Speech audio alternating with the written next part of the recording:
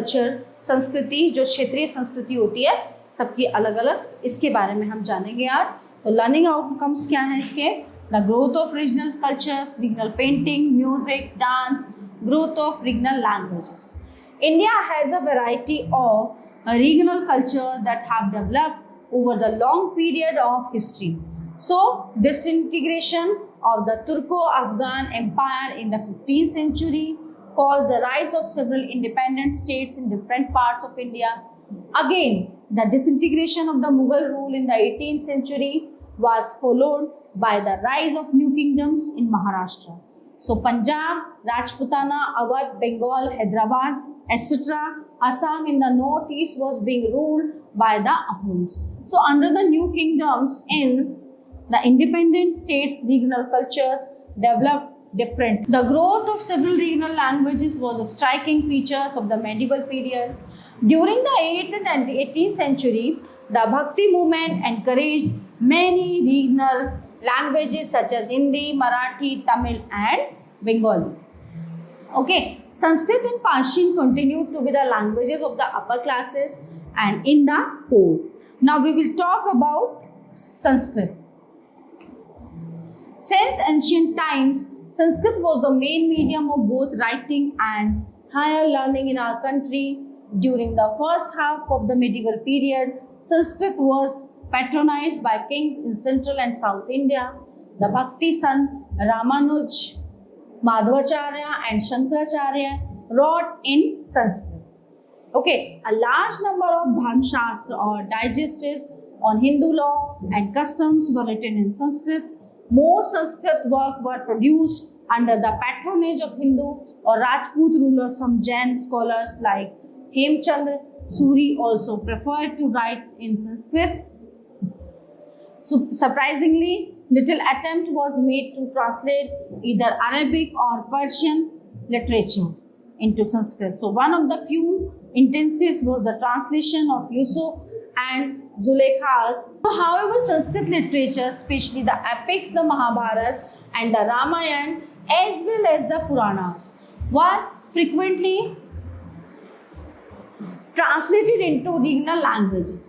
So Kalhas Raj Tarangini, written in the 12th century, was a string of biographies of the king of Kashmir and was the first royal chronicle in Sanskrit. The family historic of the Rajput rulers such as Prithviraj Vijay and Hamidama Kavya were written under their patronage. Semi-historical texts known as Prabandhas were also composed during this period. So considered as one of the finest works of the Sanskrit language, Jayadev's Gita Govinda was composed in the 12th century CE and describes the relationship between Lord Krishna and Radha. It comprises 12 chapters, each of which is divided into 24 subdivisions or Prabandhas. Persian.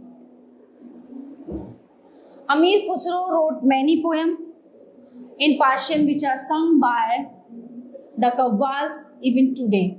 The historian Barani, who lived in Delhi during the reign of Muhammad bin Tughlaq at 1285 to 1357, wrote the Tariq-e-Firoz Shahi. Abul Fazl wrote the Ain-e-Akbari and the Akbarnama, the biography of Akbar.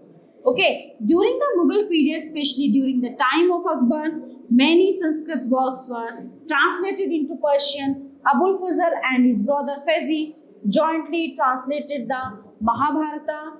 Badoni translated the Ramayana and Shah Muhammad Shahabad translated the Rajtarangini. Jahangir adopted Persian, Turki and Hindi. He wrote the Tuzuki Jahangiri in Persian. Abdul Hamid Lahori wrote the Padshahnama. Aurangzeb did not encourage literary works. The Ahkam-e-Alamgiri written by Hamiduddin Khan Bahadur Mirza Ghalib in the 19th century and wrote outstanding poetry in Persian and Urdu. The growth of regional language. Sanskrit and Persian are tough languages to the common people. A group of large people could not understand these languages. So, vernacular literature developed with the spread of the Bhakti movement in the 12th century. Okay, so the Bhaktis are taught and composed poems in the local language. Hindi. The Hindi language originated between the 7th and 10th centuries. It developed from Sanskrit and the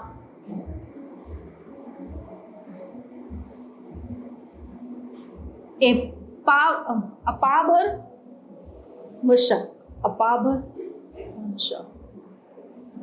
A Pabharsha of medieval period. During this period, two forms of Hindi were used, Brijbhasha and Awadhi. Between the 8th and 10th century, several pieces of secular, non-religious literature were written by the court poets of the Rajputs, kings in Hindi. Chandrabardai, the court poet of Prithviraj, wrote the Prithviraj Rasu, narrating the life and achievements of the king. Abdul Rahim was the poet of Akbar's court. He wrote poetry that was in the form of dohas or couplets. Tulsidas, one of the Bhakti poets who lived during the reign of Akbar, translated the Ramayana into Hindi. So it was called the Ramcharitmanas. Surdas, the Bhakti poet from Agra, wrote poems in Brijbhasha in praise of Krishna. So Mirabai, the great Krishna Bhakt, composed her songs in Hindi. Malik Muhammad Jaisi wrote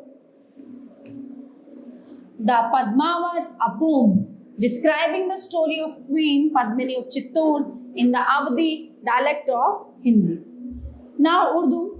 The fusion of Persian and Hindi languages resulted in the development of Urdu. So it began from the military camps of Alauddin Khilji. Urdu soon became the most common language used in the towns and cities of North India. So Khusro and later Ghalib wrote rich and beautiful poetry in Urdu. Other regional languages that developed between the 8th and the 15th centuries had included Tamil, Bengali, Marathi, Gujarati, Telugu, Kannada and Punjabi. Marathi.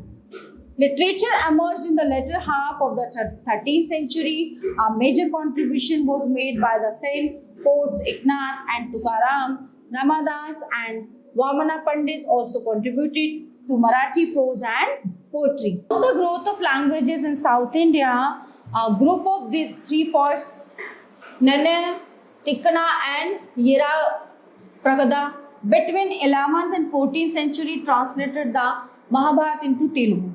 In the medieval period, Gujarati poetry was used mainly to express religious feelings. The 7th century, Eddie Jain Monk, Shalib Bhadrasuri composed the Bharteshwara, Bahubali Rasa, Narsim Mehta wrote Bhakti song in the 15th century and that portrayed his deep love for Krishna. One of the best known Gujarati poets is Premanand Bhatt. So he wrote poems based on Quranic tales. So Masood Fariduddin, 13th century, a mystic poet, was the pioneer of a new school of poetry and Punjabi. A major contribution to Punjabi poetry towards the end of the 15th century was made by Guru Nanak. So Guru Arjan compiled the Adi Granth in at 1604 and also wrote Sukhmani, one of the longest and greatest of medieval mystic poems. So the contribution of Guru Gobind Singh is also invaluable. Punjabi prose made immense progress and a number of religious and philosophical work got translated from Sanskrit to Punjabi between c. 1600 and 1800. Chaitanya Mahaprabhu danced to devotional songs that were composed in Bengali. Kritibas Ojha was a medieval writer who translated the Ramayana into Bengali.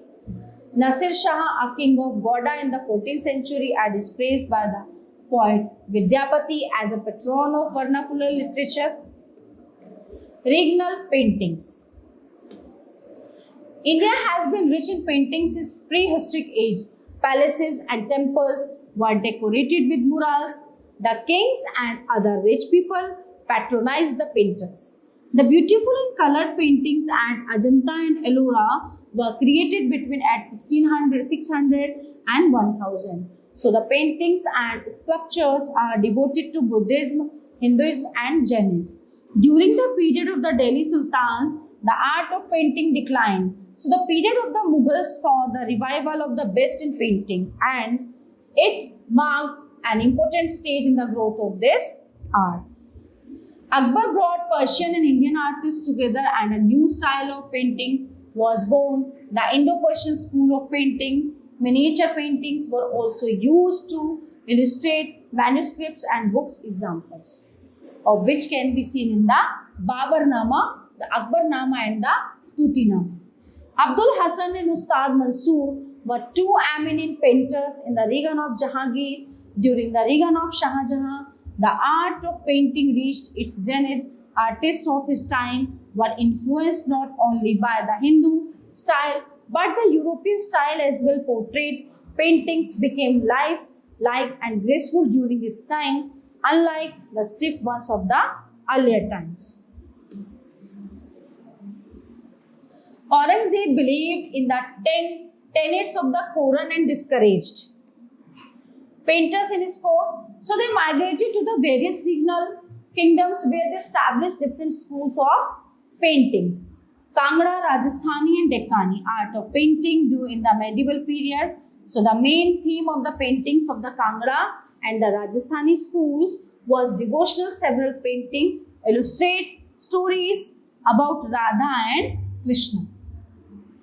Krishna the gopis. The Deccan painting focused more on courts and scenes of battle.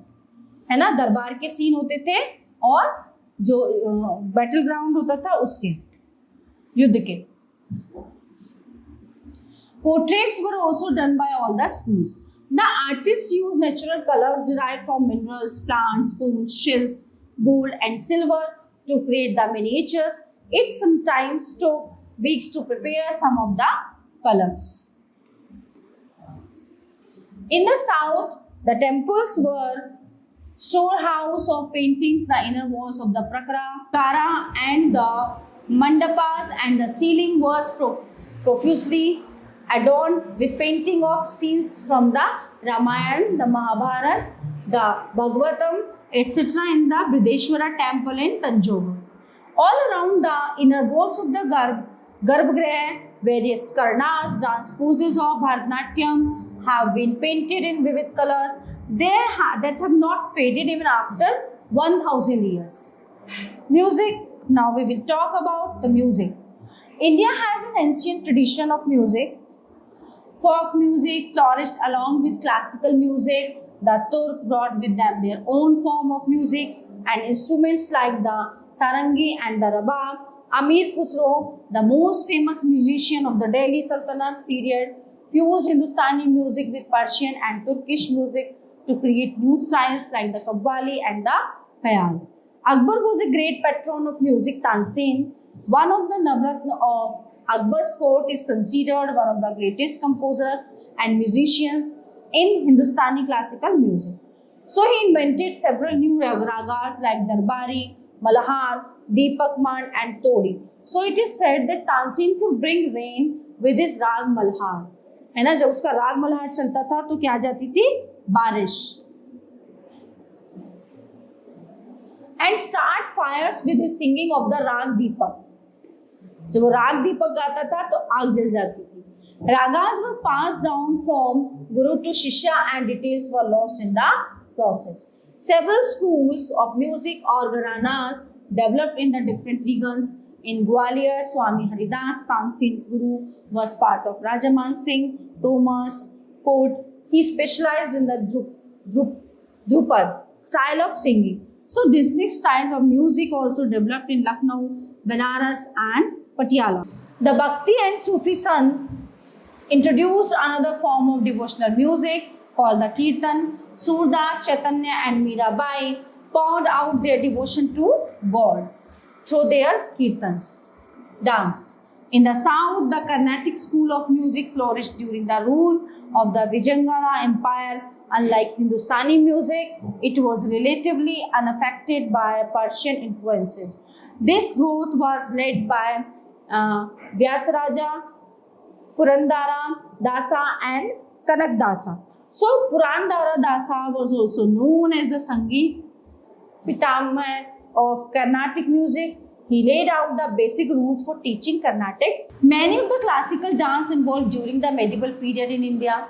Several forms of classical dance developed. Many folk dances also developed during this period. They developed in different regions and became a part of the culture of these regions. For example, Bihu is a harvest dance of Assam and Tippani is a folk dance of Gujarat. Under the Mughal emperors and their nobles, Kathak was performed in the courts. Kathak acquired its present features in the Mughal court. It also developed into a form of dance with a distinctive style. Kathak.